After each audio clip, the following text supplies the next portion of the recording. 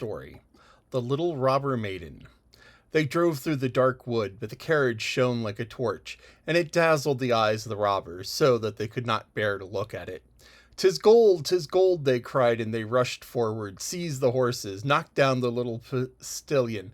The coachman and the servants pulled little Gerda out of the carriage. "How plump, how beautiful she is! She must have been fed on nut kernels," said the old female robber, who had a long, scrubby beard and bushy eyebrows that hung down over her eyes. "She's as good as a fattened lamb. How nice she will be!" And then she drew out a knife, the blade of which shone so that it was quite dreadful to behold. "Oh!" cried the woman at the same moment. She had been bitten in the ear by her own little daughter, who hung at her back, and who was so wild and unmanageable that it was quite amusing to see her. "You naughty child," said the mother, and now she had no time to kill Gerda. "She shall play with me," said the little robber. "She shall give me her muff and her pretty frock, and she shall sleep in my bed." And then she gave her mother another bite, so that she jumped and ran around with the pain, and the robbers laughed and said, "Look how she is dancing with the little one." "I will go to the carriage," said the little robber maiden, and she would have her will, for she was very spoiled and very headstrong. She and Gerda got in, and then away they drove over the stumps of felled trees, deeper and deeper into the woods. The little robber maiden was as tall as Gerda, but stronger, broad-shouldered, and of dark complexion. Her eyes were quite black. They looked almost melancholy. She embraced little Gerda and said, "They shall not kill you as long as I am not displeased with you. You are doubtless a princess?"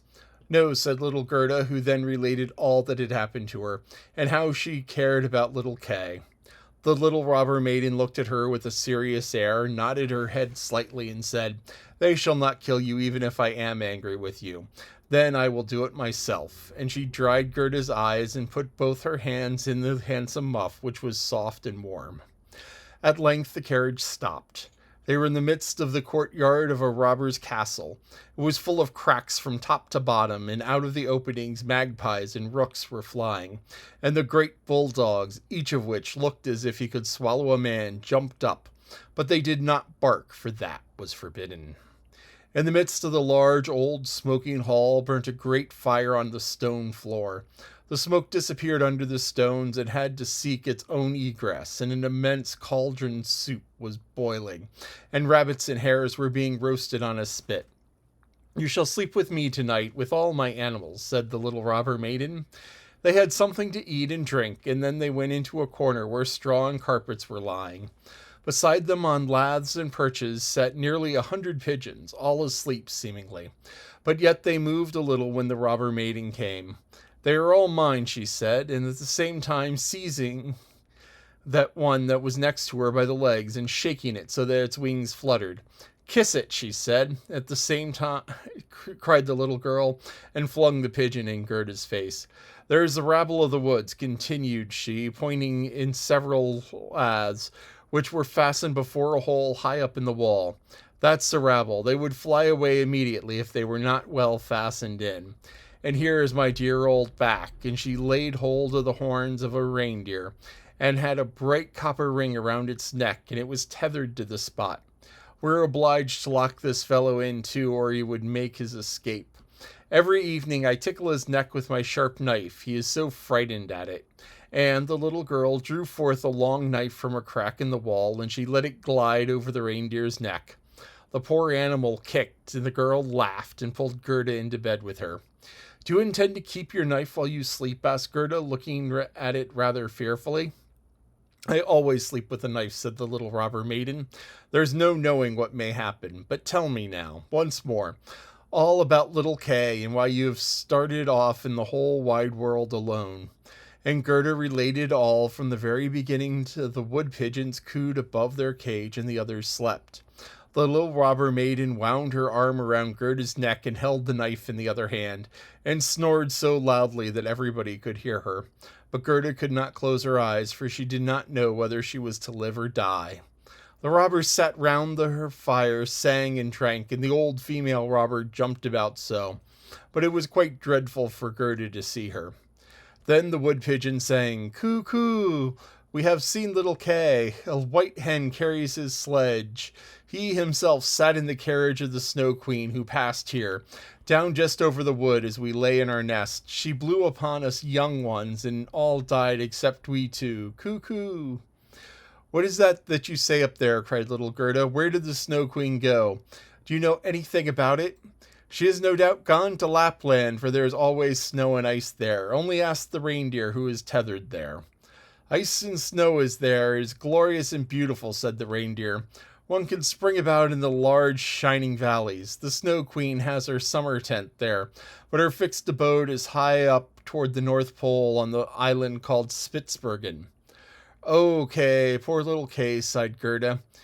"Do you choose to be quiet?" said the robber maiden. "If you do, I shall make you." In the morning, Gerda told her all about all that the wood pigeons had said, and the little maiden looked very serious, but she nodded her head and said, "That's no matter, that's no matter. Do you know where Lapland lies?" she asked of the reindeer. "Who should know better than I?" said the animal, and his eyes rolled in his head. "I was born and bred there. There I leapt about in the fields of snow." "Listen," said the robber maiden to Gerda. "You see that the men are gone, but my mother is still here and will remain. However, toward the morning she takes a draught out of the large flask, and then she sleeps a little. Then I will do something for you." She now jumped out of bed, flew to her mother with her arms round her neck, and pulled her by the beard, and said, "Good morrow, my own sweet nanny goat of a mother." And her mother took hold of her nose and pinched it till it was red and blue, but this was all done out of pure love.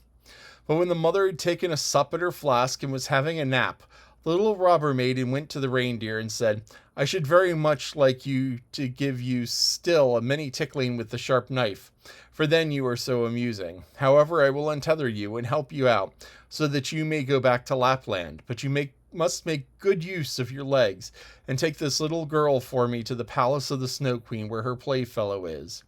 You have heard, I suppose, all she said, for she spoke loud enough, and you were listening." The reindeer gave a bound for joy. The robber maiden lifted up little Gerda, and took the precaution to bind her fast on the reindeer's back. So she even gave her small mount a cushion to sit on. "Here are your worsted leggings, for it will be cold, but the muff I shall keep for myself, for it is very pretty. But I do not wish you to be cold. Here is a pair of lined gloves of my mother's. They just reach up to your elbow. On with them. Now look about at the hands, just like my ugly old mother." And Gerda wept for joy. "I can't bear to see you fretting," said the little robber maiden. "This is just the time when you ought to look pleased.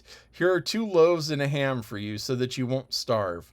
The bread and the meat were fastened to the reindeer's back. The little maiden opened the door and called in all the dogs, and then with her knife cut the rope that fastened the animal, and said to him, "Now off you go, but take good care of the little girl."